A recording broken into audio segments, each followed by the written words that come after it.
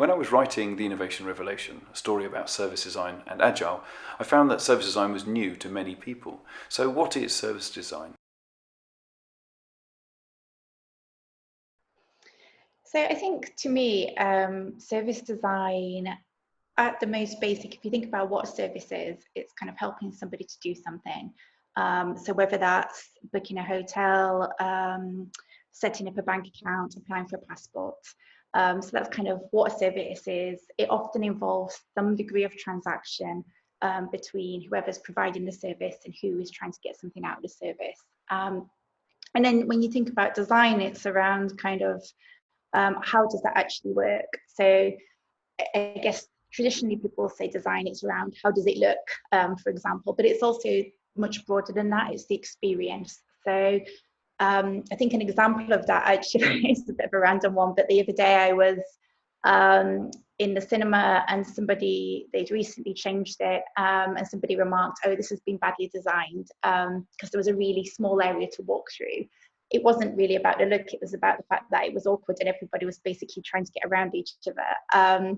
But so you've got this kind of two sides: service trying to help someone to do something, and design, how can they do that, and the experience they have. And so at its basic, I think service design is just bringing those two things together. It's looking at, okay, what is this service for? What is it trying to allow or enable somebody to do? And what is the experience they have while doing it? Is it a seamless experience?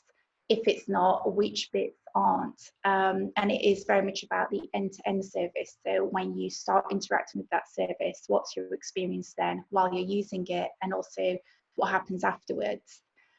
I think this is what makes it different, for example, from, say, product management, which is a role I was working in before, which is looking very much at, okay, as part of this service, we're going to offer a really great app. So, for example, with a bank, I'm going to have a brilliant app here.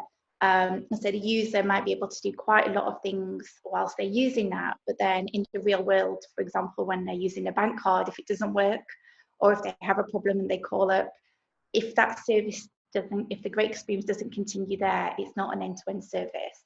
So service design could involve lots of different kind of digital products. It could involve behind the scenes, lots of different teams involved, lots of different roles, but it's about making sure they work together seamlessly.